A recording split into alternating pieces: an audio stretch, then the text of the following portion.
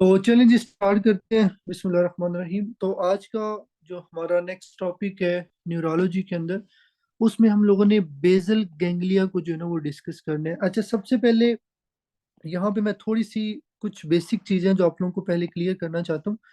हम लोगों ने पढ़ा था कि गेंगलियोन जो होता है, ठीक है, गेंगलियोन का मतलब होता है कि जो आपके पास कलेक्शन होती है ना न्यूक्लियस की, ठीक है, कलेक्शन ऑफ न्यूक्लियस, ठीक है, या आप लोगों ने पढ़ा था कि collection of different kind of cell bodies outside the central nervous system, उसको हम लोग बोलते होते हैं गेंगलियोन।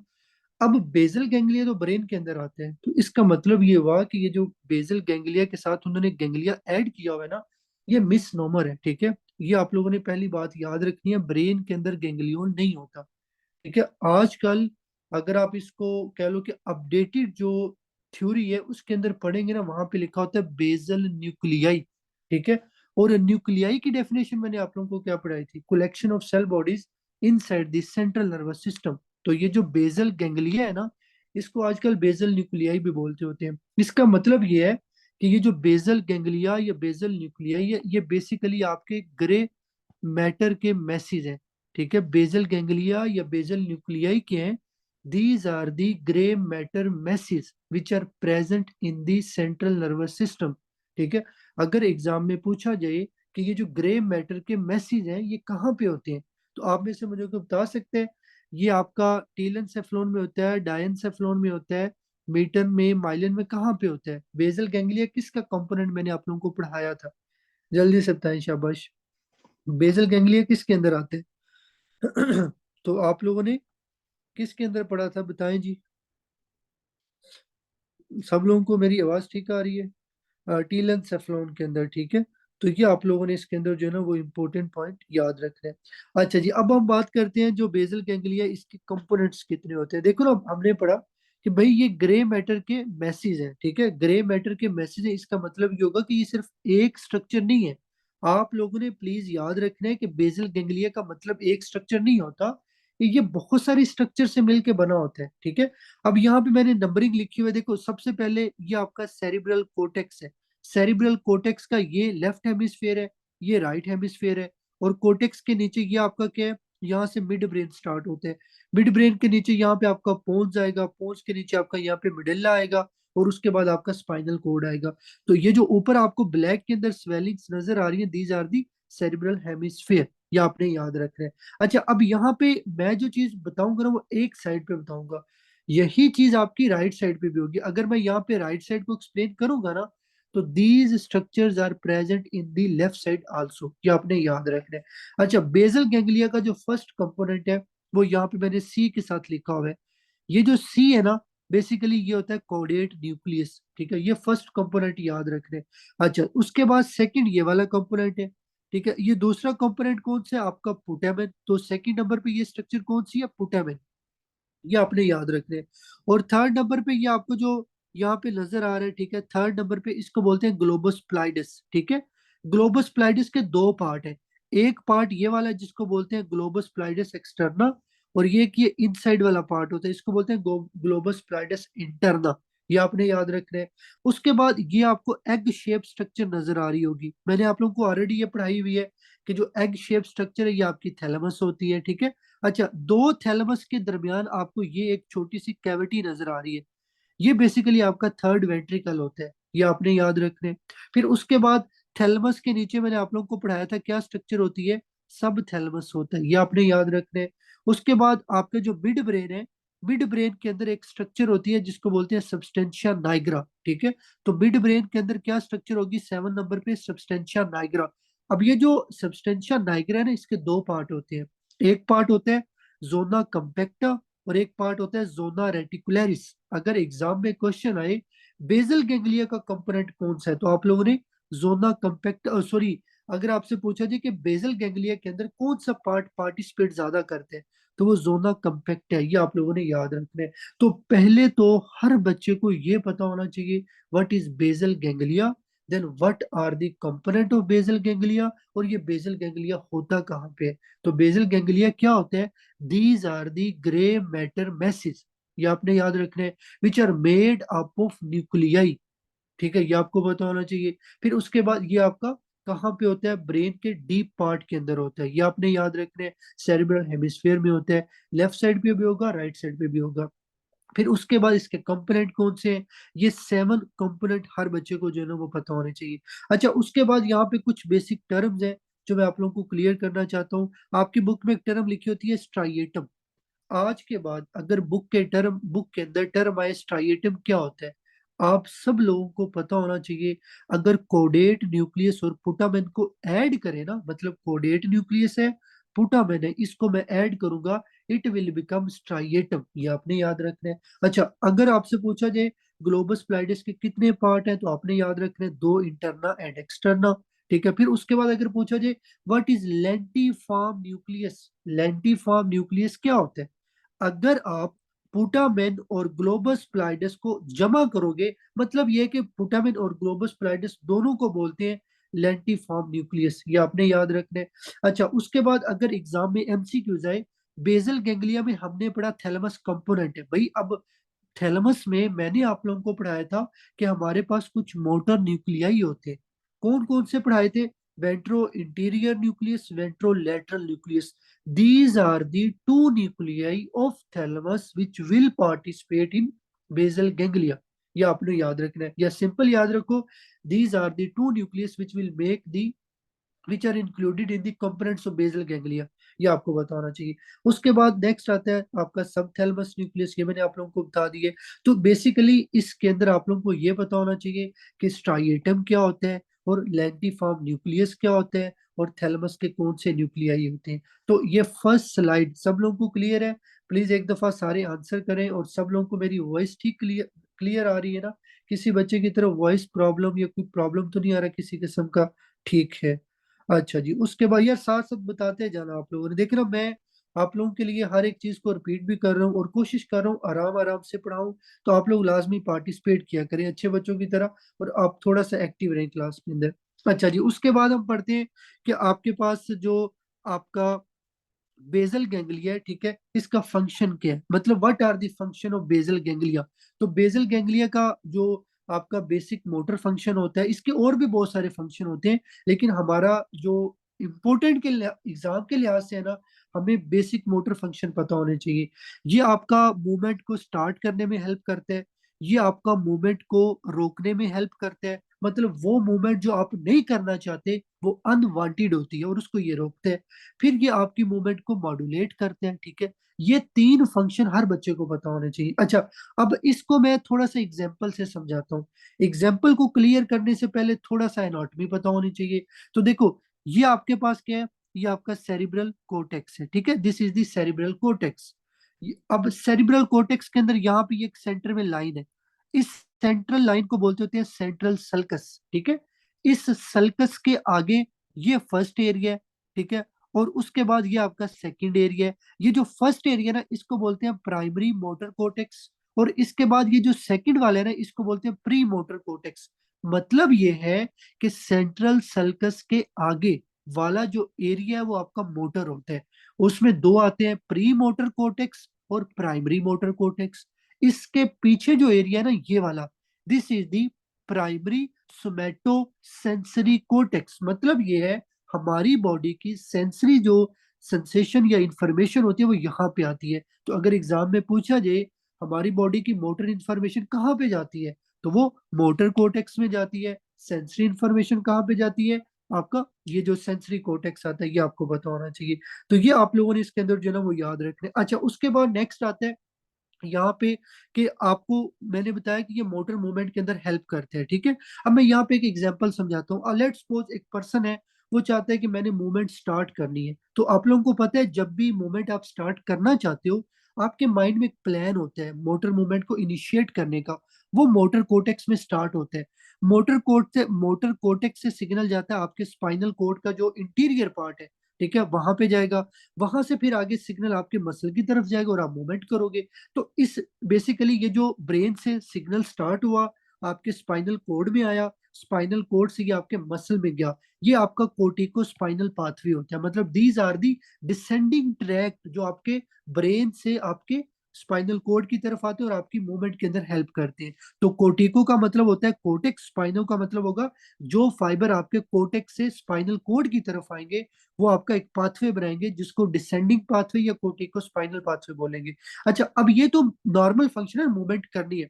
अब बेसल गैंग्लिया इसमें क्या रोल अदा करेगा? तो देखो, जब आपके ब्रेन में ये स्टार्ट हुआ था कि यार अब ना मूवमेंट करनी है, आपने प्लानिंग सोची है, तो वो जो प्लानिंग वाला सिग्नल है ना, वो पहले जाएगा बेसल गैंग्लिया के पास, जो मैंने पीछे कंपोनेंट्स पढ़ाए हैं ना उनके पास। बेसल गैंग्लिया बताएगा हाँ जी ठीक है, ओके है, इस तरह से मूवमेंट करनी है, ठीक है, और ये मूवमेंट नहीं करनी, मतलब ये करनी है ये नहीं करनी। यहाँ पे सारी प्लानिंग हो जाएगी, फिर वो प्लानिंग वापस जाएगी आपके मोटर कोर्टेक्स के पास दोबारा, फिर यहाँ से सिग्नल आएगा टुवर्ड द स्पाइनल कोड, फिर आएगा मसल की तरफ। तो मतलब ये है कि जो मोटर कोर्टेक्स है ना, इसने पहले मतलब सलाह करनी है बेसल गैंग्लिया के साथ कि यार मैं ये मूवमेंट करने लगा हूँ, आपने इस मूवमेंट को इतना स्टार्ट करवाना है, और ये मूवमेंट मैं नहीं चाहता, ये नहीं करवानी, और अगर मैं मूवमेंट करूं तो उसमें आपने थोड़ी हेल्प करनी है, मॉड्यूलेट करने है। ये बेसिकली इसके फंक्शन एग्जाम्पल के साथ आप लोगों को समझाए हैं।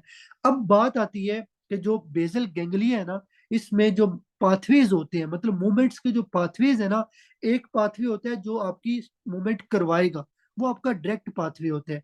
एक पाथवे होता है जो आपकी मूवमेंट को मतलब स्टॉप करेगा, इनहिबिट करेगा, वो होता है इनडायरेक्ट पाथवे। फिर एक पाथवे होता है कि आप मूवमेंट कर रहे हो लेकिन उसको मॉड्यूलेट करेगा, उसको ज्यादा करवा सकता है, वो आपका होता है नाइग्रो स्ट्राइएटल पाथवे। तो थ्री पाथवेज का पता होना चाहिए। कौन सा पाथवे मूवमेंट को स्टार्ट कराते हैं? Direct pathway. कौन सा पाथवे मूवमेंट को स्टॉप करेगा? Indirect pathway. कौन सा पाथवे मूवमेंट को मॉड्यूलेट करेगा? डाइग्रोस्ट्राइएटल पाथवे। ये क्लियर है सब लोगों को? जल्दी से बताएं, शाबाश। ये सेकंड स्लाइड सब लोगों को क्लियर है? जो भी यहाँ पे लिखा हुआ है, इसका कंसेप्ट, इसके मीनिंग सब लोगों को क्लियर है? चलें, गुड। अच्छा जी, उसके बाद नेक्स्ट हम लोग करेंगे अब पाथवे को स्टार्ट, ठीक है। इसको ध्यान से समझना, अगर ये समझ आया तो फर्स्ट एड समझ आनी है, वरना भाई कुछ भी समझ नहीं आना, ठीक है। और ये थोड़ा ट्रिकी है, लेकिन इंशाल्लाह इसको इजी बनाते हैं, ठीक है। तो सबसे पहले हम पढ़ते हैं डायरेक्ट पाथवे, ठीक है। अच्छा, सबसे पहले what is the function of direct pathway? ये आपका इंक्रीज करता है, ये स्टिमुलेट करता है आपकी मोटर एक्टिविटी को, या आपकी मोटर एक्टिविटी का इनिशिएट लेता है। ये आपने याद, मतलब जो आपकी मोटर एक्टिविटी की इनिशिएशन होती है ना, it is because of direct pathway, ये आपको पता होना चाहिए। अब हम चलते हैं कि ये पाथवे कैसे काम करेगा। अच्छा, सबसे पहले डायग्राम को समझना है। ये कोटेक्स है, ठीक है। नंबर वन पे आपका कोटेक्स है, दिस इज दी कोटेक्स। अच्छा, उसके बाद ये आपका कोडेट न्यूक्लियस है नंबर टू पे। थर्ड नंबर पे पुटामेन। फोर्थ नंबर पे ग्लोबस प्लाइडस है, और सॉरी आपका ग्लोबस प्लाइडस है। फिर उसके बाद आपका फिफ्थ नंबर पे आपका थैलेमस है, और फिर उसके बाद अगेन कोटेक्स है। अच्छा, ये नॉर्मल मैंने स्ट्रक्चर बताइए। अब हम बात करते हैं इस पाथवे को काम कैसे करते हैं। देखो, आपने जब मूवमेंट स्टार्ट करनी है तो सिग्नल कहाँ से स्टार्ट होगा? आपके कोटेक्स से स्टार्ट होगा। तो अब देखो, आप लोगों ने जो जो मैं कलर हाईलाइट करूंगा उसको फॉलो करते जाना है। ये आपकी मोटर मूवमेंट यहाँ से स्टार्ट हो रही है। यहाँ पे जो न्यूरॉन्स होंगे ना, वो अपना सिग्नल आगे भेजेंगे, किसकी तरफ? आपके कोडेट की तरफ, ठीक है, ब्लैक के अंदर। फिर उसके बाद ये सिग्नल आपका पुटामेन की तरफ आएगा। तो मतलब ये है कि जो आपका सिग्नल डायरेक्ट पाथवे में स्टार्ट होगा वो कहाँ से होगा? कोटेक्स में होगा। कोटेक्स से ये कहाँ पे जाएगा? आपका बेसिकली कोडेट न्यूक्लियस, और सेकंड नंबर पे पुटामेन के पास। अब देखो, आपने मूवमेंट स्टार्ट करनी है तो कोटेक्स क्या सिग्नल देगा को आपका कोडेट और पुटामेन को कि भाई आपने मूवमेंट स्टार्ट करनी है। तो इसका मतलब जो कोटेक्स आपके कोडेट और पुटामेन को सिग्नल देगा वो स्टिमुलेटरी होगा, ठीक है। तो वो स्टिमुलेटरी होगा, ये आपने याद रखना है। अब अगर आपसे पूछा जाए कि ये जो कोटेक्स है, कोटेक्स के ये जो न्यूरॉन्स आपके कोडेट और पुटामेन के पास आ रहे हैं, ये क्या बेसिकली रिलीज करेंगे जिसकी वजह से कोडेट और आपका पुटामेन स्टिमुलेट होगा? तो आपने न्यूरो एनाटॉमी में याद रखना है कि वो न्यूरॉन जो स्टिमुलेटरी होते हैं ना, वो रिलीज करेगा ग्लूटामेट, ठीक है। वो न्यूरॉन जो इनहिबिट करेगा वो रिलीज करेगा गाबा। गाबा एक इनहिबिटरी हार्मोन है, ग्लूटामेट एक स्टिमुलेटरी हार्मोन है। तो इसका मतलब ये हुआ कि जो कोर्टेक्स से फाइबर आपके कोडेट या पुटामिन की तरफ आ रहे हैं, इन फाइबर्स को हम लोग ग्लूटामिनर्जिक फाइबर भी बोल सकते हैं, क्योंकि ये स्टिमुलेटरी है। अच्छा, अब आपका सिग्नल ऊपर से आया आपके कोडेट के पास और आपके पुटामिन के पास, ये दोनों चीजें एक्टिव हो गई हैं। अच्छा, अब यहां से जो सिग्नल है ना आपका, जो सिग्नल है आपके कोडेट से, आपके कोडेट से ये सिग्नल जाएगा आपके ग्लोबस प्लाइडस एक्सटर्ना के पास, ठीक है। अब ध्यान से सुनना, देखो आपका सिग्नल आ गया कोडेट और पुटामेन के पास। अब कोडेट और पुटामेन से जो फाइबर होंगे ना, वो आगे कहाँ पे जाएंगे? ग्लोबस प्लाइडस एक्सटर्ना के पास, सॉरी ग्लोबस प्लाइडस इंटरना के पास। ये प्लीज आप लोगों ने याद रखने, अंदर वाले, ठीक है, ये वाले ग्लोबस प्लाइडस इंटरना के पास जाएंगे। तो दोबारा रिपीट कर देता हूँ, सिग्नल स्टार्ट हुआ कोटेक्स से, कोटेक्स से स्टार्ट होने के बाद ये कोडेट और पुटामेन पे गया, इसने ग्लूटामेट रिलीज किया, यहां से सिग्नल स्टार्ट हुआ, आपका जाएगा ग्लोबस प्लाइडस इंटरना के पास। अब देखो आपने, ये जो मुझे आपने बताना है, ये जो फाइबर कोडेट और पुटामेन से जा रहे हैं, ये स्टिमुलेटरी फाइबर होंगे या इनहिबिटरी फाइबर होंगे? जल्दी से मुझे बताएं, क्योंकि आपने पीछे कोटेक्स से रिलीज करवाया है ग्लूटामेट, तो ये स्टिमुलेटरी होंगे। तो ये फाइबर क्या करेंगे आपके, जो बेसिकली स्पेशली आप लोगों ने याद रखना है कि ये जो आपका कोटेक्स और सॉरी जो आपका कोडेट न्यूक्लियस है और जो आपका पुटामेन है ना, ये बेसिकली स्टिमुलेट हो जाएगा। अब हर बच्चे ने याद रखने हैं कि जब कोडेट और पुटामेन ये बेसिकली स्टिमुलेट होते हैं ना, तो ये रिलीज करते हैं गाबा। ये रिलीज क्या करेंगे? गाबा। अब आप लोग मुझे बताओ कि जो बेसिकली आपका ग्लोबस प्लाइडस इंटरना होगा, जब उसके पास ये गाबा जाएगा, तो ये गाबा जाके ग्लोबस प्लाइडस इंटरना को स्टिमुलेट करेगा या इनहिबिट करेगा? जल्दी से बताएं। इनहिबिट करेगा। तो ग्लोबस प्लाइडस इंटरना से आगे जाने वाले फाइबर थैलेमस के पास, ये फाइबर स्टिमुलेट होंगे या इनहिबिट होंगे? जल्दी से बताएं। जो आपके फाइबर ये ग्लोबस प्लाइडस से आपके थैलेमस की तरफ जा रहे हैं, ये क्या हो जाएंगे? इनहिबिट हो जाएंगे। तो जब आपके ये फाइबर इनहिबिट होंगे ना, तो थैलेमस से थैलेमस से जाने वाले फाइबर जो कोटेक्स की तरफ जा रहे हैं, इनको आप इनहिबिट नहीं कर सकते। जब ये इनहिबिट नहीं होंगे ना, तो आपकी मूवमेंट क्या हो जाएगी? स्टार्ट हो जाएगी। मैं दोबारा रिपीट करता हूँ, डोंट वरी, ठीक है। तो ये स्टिमुलेट हो जाएगी। अब मैं दोबारा एक दफा रिपीट कर देता हूँ, देखो दोबारा ध्यान से सुनना है प्लीज। नॉर्मली आप ये याद रखो कि अगर आपने मूवमेंट को स्टार्ट करना है ना, तो थैलेमस से जाने वाले फाइबर कोटेक्स की तरफ ये स्टिमुलेट होने चाहिए। अगर ये इनहिबिट हो गए तो मूवमेंट नहीं होनी। डायरेक्ट पाथवे का मतलब है मूवमेंट करवाना। अब आपने इनको स्टिमुलेट ही रहने देना है, इनको इनहिबिट नहीं करना। अब चलते हैं पाथवे की तरफ। देखो कोटेक्स से आने वाले ये फाइबर है आपके ग्लूटामिनर्जिक, ये ग्लूटामेट रिलीज करेंगे आपके कोडेट और पुटामिन के ऊपर। अब जब कोडेट और पुटामिन के ऊपर ग्लूटामेट रिलीज होगा, तो ये दोनों एक्टिव हो जाएंगे। जब ये एक्टिव होंगे ना, तो यहां से सिग्नल स्टार्ट हो जाएगा। ये सिग्नल लेके कहाँ पे जाएंगे? आपके ग्लोबस प्लाइडस इंटरना के पास। तो जो कोडेट और पुटामिन है, जब ये सिग्नल आपका ग्लोबस प्लाइडस इंटरना के पास लेके जाएंगे, तो वहां पे ये क्या रिलीज करेंगे? गाबा रिलीज करेंगे। तो ये जो गाबा है ना, ये ग्लोबस प्लाइडस इंटरना से जाने वाला सिग्नल जो थैलेमस की तरफ है, उसको इनहिबिट कर देगा। जब ये इनहिबिट होगा ना, तो आपका जो थैलेमस से कोटेक्स की तरफ जाने वाला सिग्नल है, वो आपका इनहिबिट नहीं होगा। जब वो इनहिबिट नहीं होगा, तो मूवमेंट आपकी स्टार्ट हो जाएगी। ये आपने याद रखने। तो यहाँ पे मैंने लिखा हुआ है ग्लूटामिनर्जिक फाइबर, बेसिकली ये ग्लूटामेट रिलीज करते हैं, ये स्टिमुलेटरी होते हैं।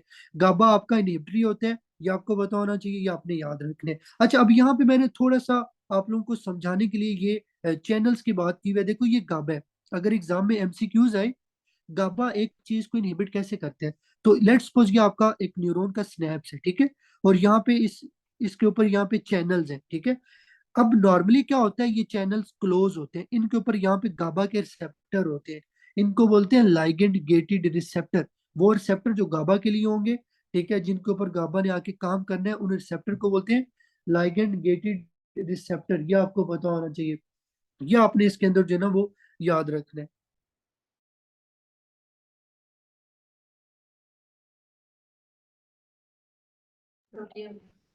नहीं, थोड़ी देर तक आना, फिर बनाऊंगा।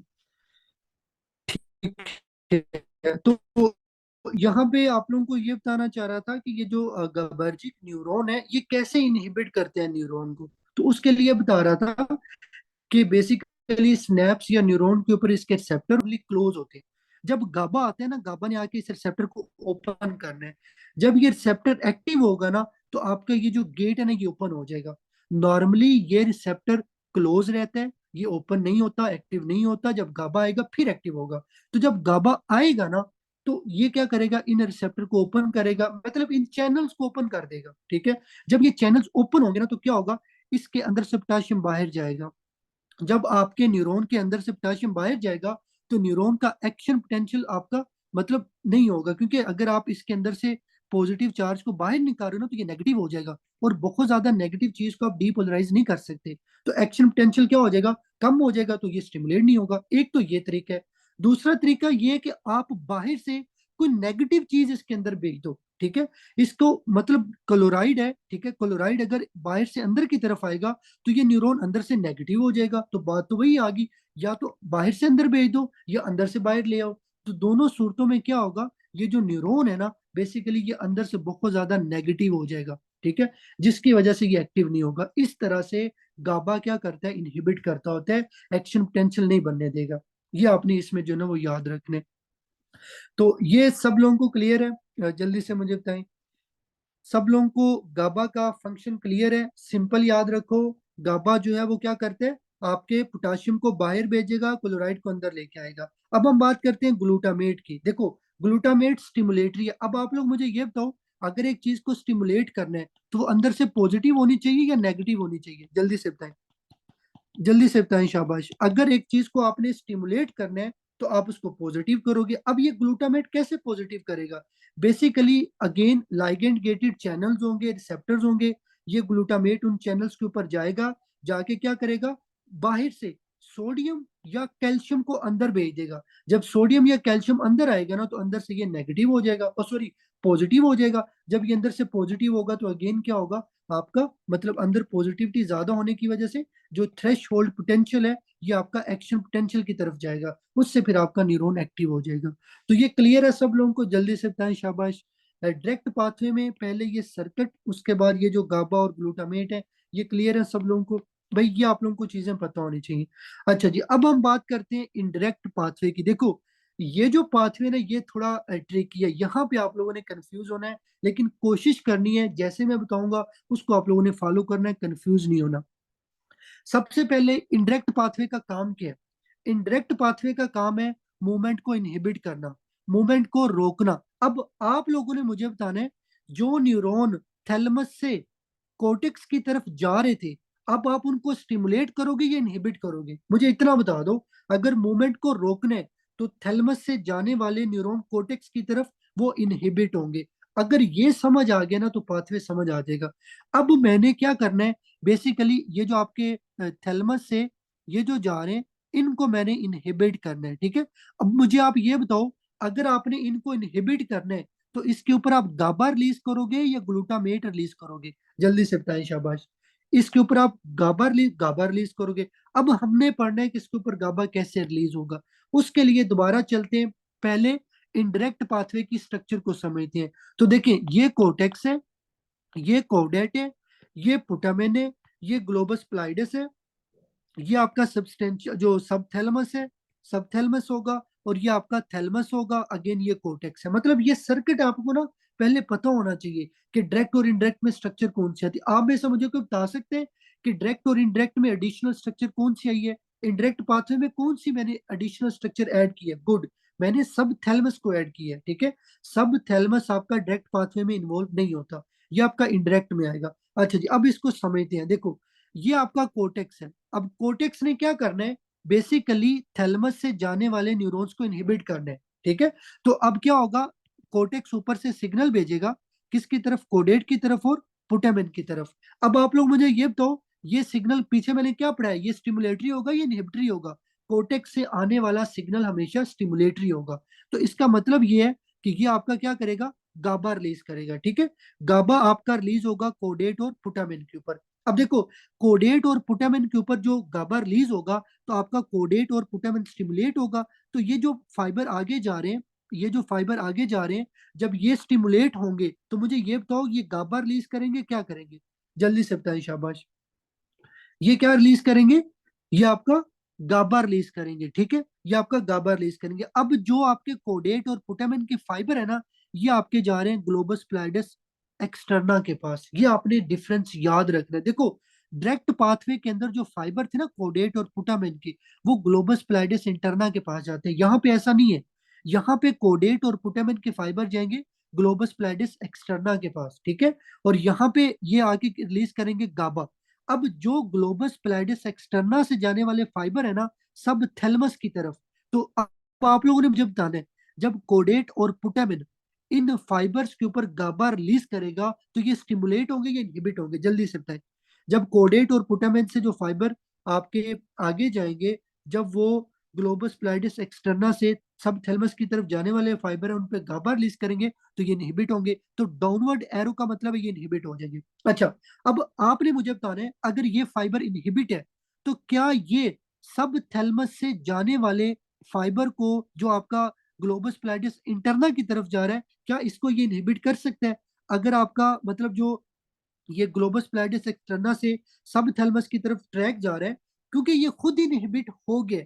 अगर ये खुद इनहिबिट हो गया, ये तो सब थैलेमस से जाने वाले फाइबर जो सब ग्लोबस प्लैटिस इंटरना की तरफ है उनको नहीं इनहिबिट कर सकते, तो ये स्टिमुलेट हो जाएंगे। अब जब ये स्टिमुलेट होंगे ना, ये बेसिकली आपके ग्लूटामिनर्जिक होते हैं। ये स्टिमुलेट होके क्या करेंगे, जो फाइबर आपका बेसिकली ग्लोबस प्लैटिस इंटरना से आपका थैलेमस की तरफ जा रहे हैं ना, ये बेसिकली उनको स्टिमुलेट करेंगे। अब देखो, ये जो फाइबर है ना, ये रिलीज करते हैं ग्लूटामेट। जो सब थैलेमस से ग्लोबस प्लैटिस इंटरना की तरफ जा रहे हैं, ये ग्लूटामिनर्जिक फाइबर होते हैं।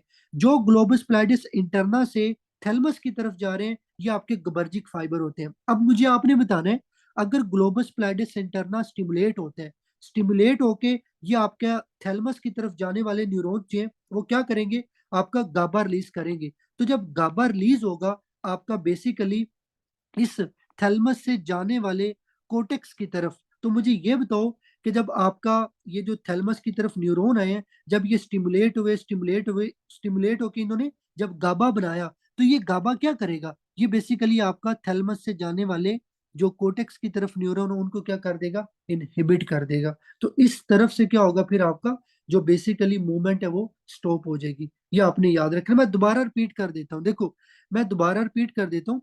मैं दोबारा यहाँ पे कोशिश करता हूँ। आप लोगों को मैंने ये बताया कि जो सब थैलेमस से फाइबर जा रहे हैं ग्लोबस प्लाइडस इंटरना के पास, मुझे आप लोगों ने बताना है ये ग्लूटामिनर्जिक है या गबर्जिक है, जल्दी से बताएं।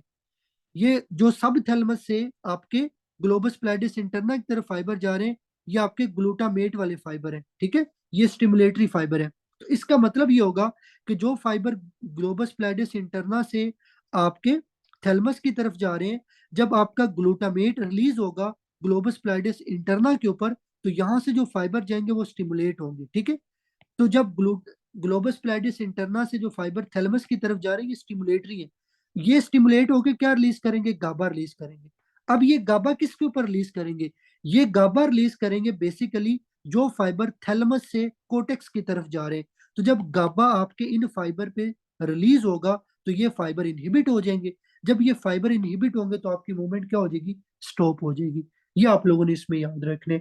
तो this is the indirect pathway. ये वीडियो आप लोगों को थोड़ी देर तक रिकॉर्डिंग फॉर्म में मिल जाएगी। अगर फिर भी ना समझ आए तो प्लीज इसको दोबारा सुने, इसकी प्रैक्टिस करें। जब तक प्रैक्टिस नहीं करोगे चीजें क्लियर नहीं होंगी। ये जो मैं आपको पढ़ा रहा हूँ ना, ये मुझे कोई पहली दफा पढ़ने से नहीं आया, ठीक है। पता नहीं मैं इसको कितनी दफा करता हूँ, ठीक है। बहुत प्रैक्टिस करने के बाद ये चीजें आती हैं।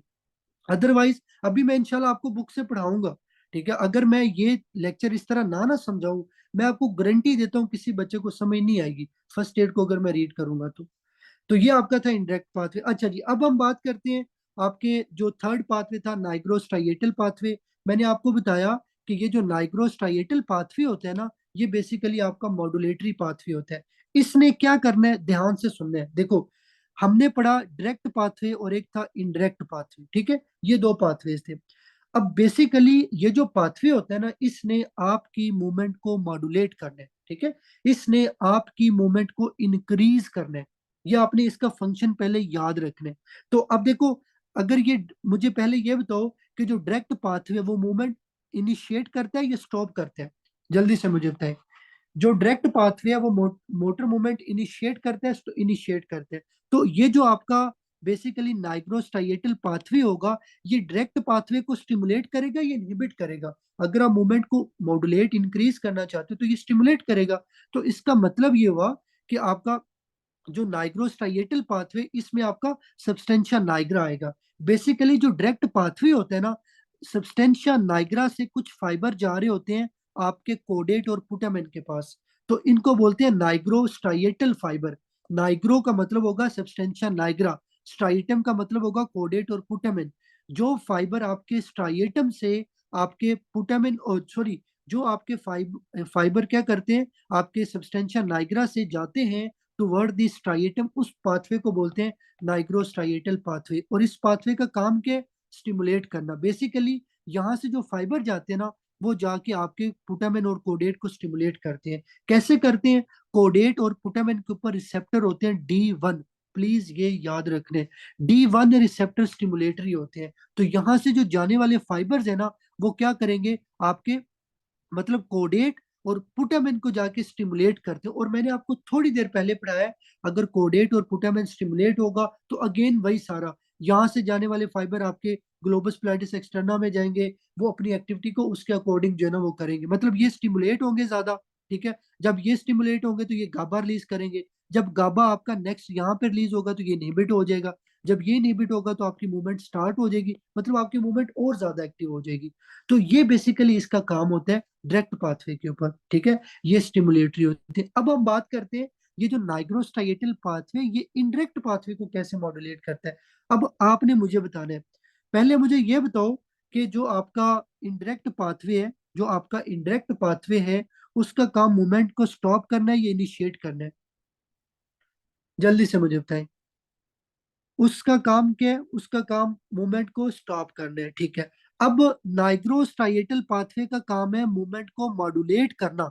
तो मुझे ये बताओ कि अगर इसका काम मूवमेंट को मॉड्यूलेट करना है, तो ये जो आपका इंडायरेक्ट पाथवे है, इससे मूवमेंट को इनिशिएट करवाएगा या स्टॉप करवाएगा? जल्दी से मुझे बताएं।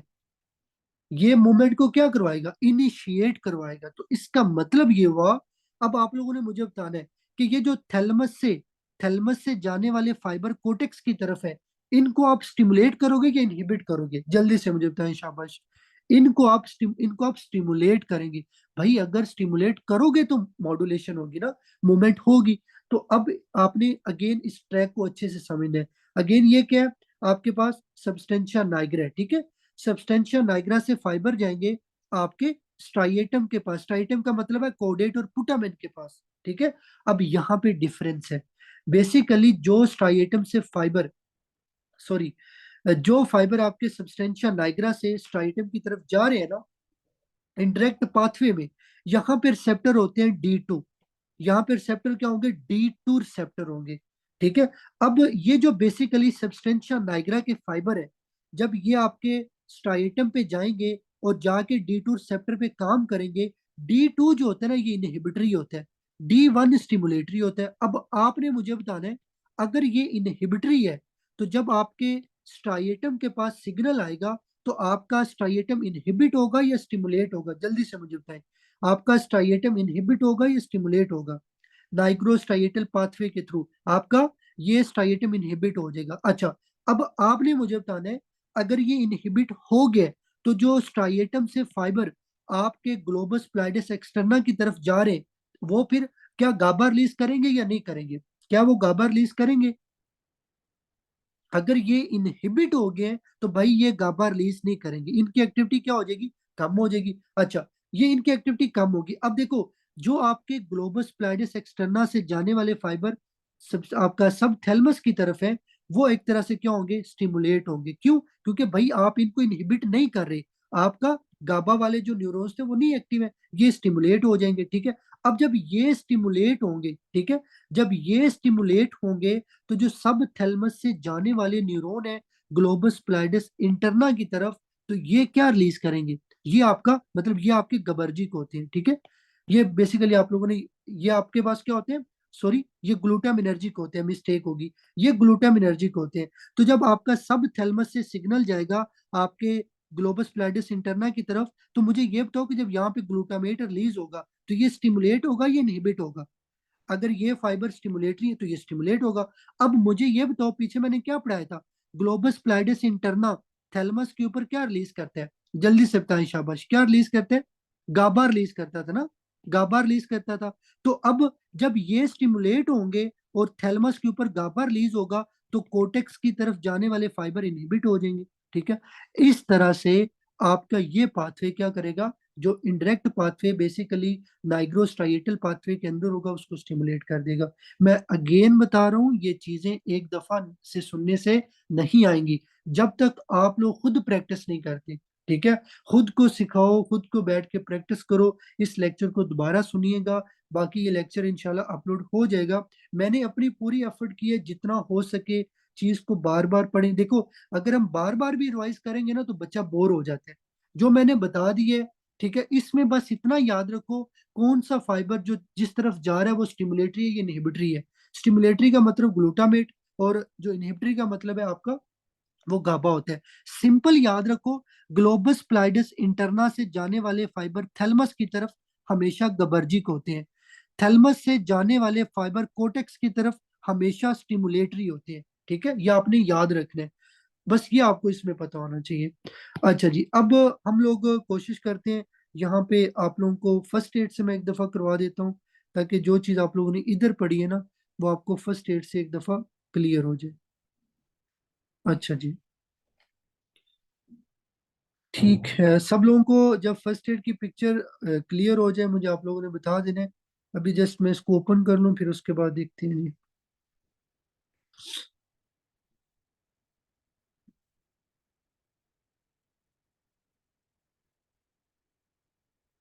ठीक है, ये सब लोगों को क्लियर है पिक्चर? जल्दी से बताएं, शाबाश।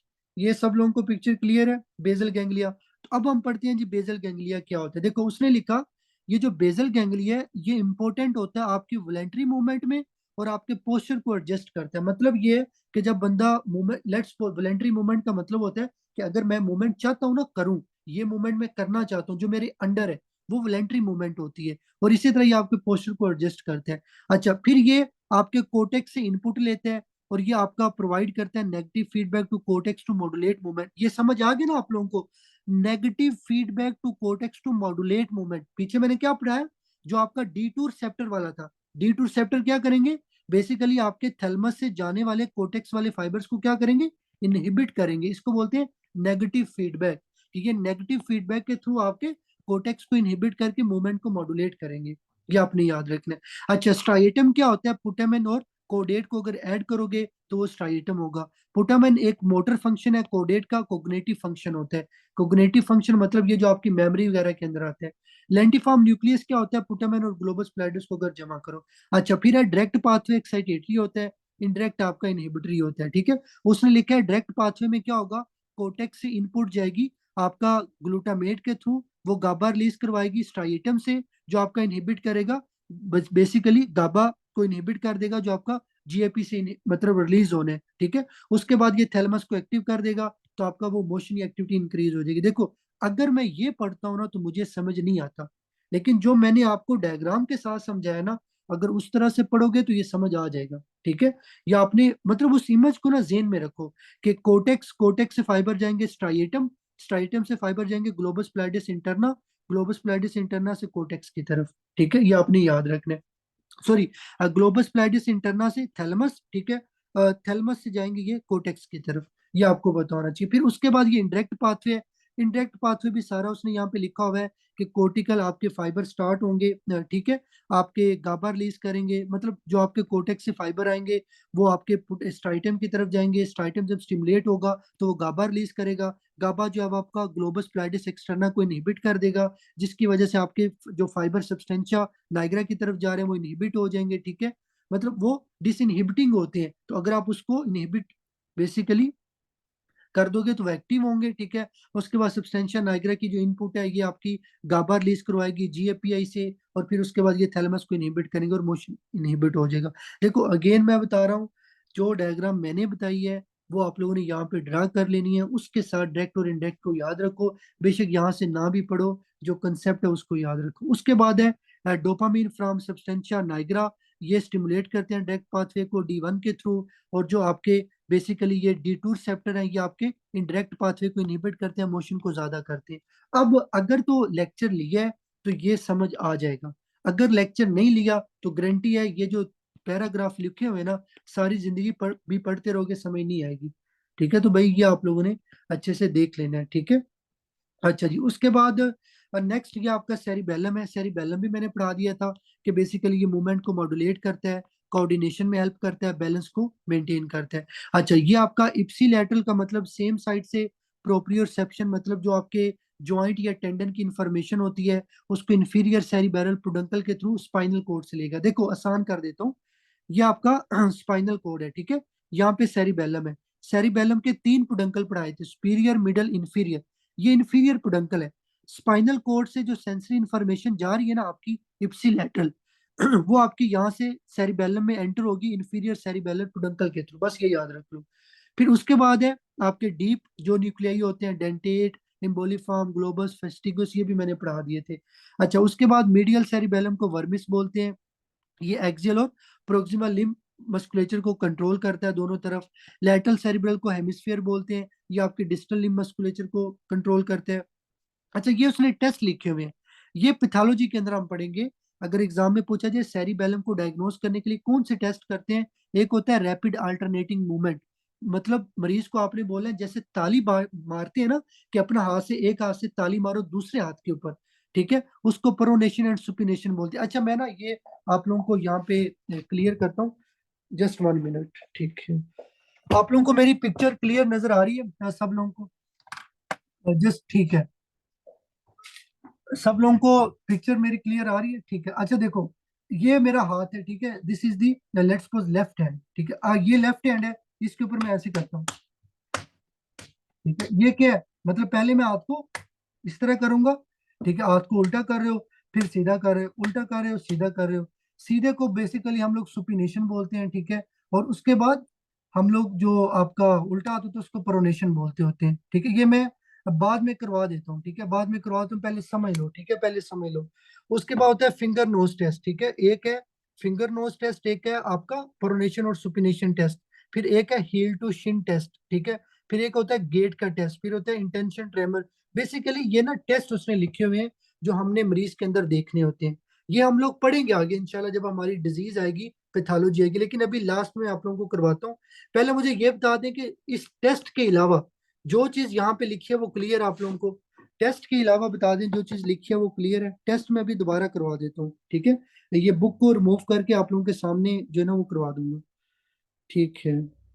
अच्छा जी, उसके बाद ठीक है, ये आप लोगों ने मतलब सारा पढ़ा हुआ है, अब मैं कर देता हूँ रिपीट, ठीक है जी।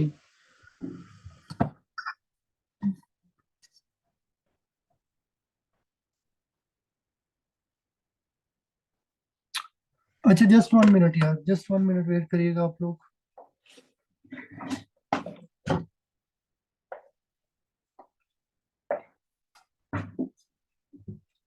यार लियन वाला मैं आप लोगों को समझा देता हूँ, लियन वाला मैं दोबारा बता देता हूँ, उसका मसला नहीं है। वो परेशानी है, मुझे जरा दूसरे मोबाइल से इसको ना लॉग इन करने दें, ताकि मैं आप लोगों को ना ये टेस्ट थोड़े से बता दूं, क्योंकि ये आपके NRE 2 के अंदर भी आएंगे आपको, ठीक है। मैं NRE 2 का एग्जाम देने गया था, ये टेस्ट मैंने परफॉर्म किए थे उधर, ठीक है, जो चीज़ आप लोगों को।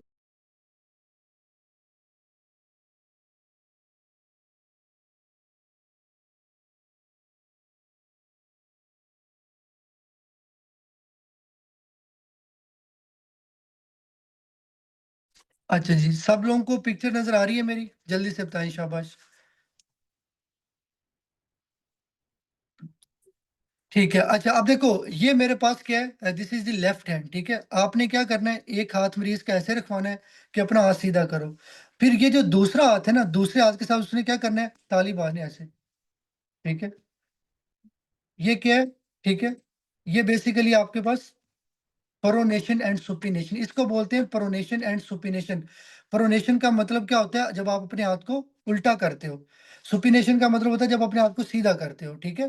तो ये basically rapid alternating movement test होता है। मरीज को आपने बोलना है कि आपने ये टेस्ट मुझे इस तरह करके दिखाना है, ठीक है। ये एक टेस्ट है। उसके बाद है फिंगर नोज टेस्ट।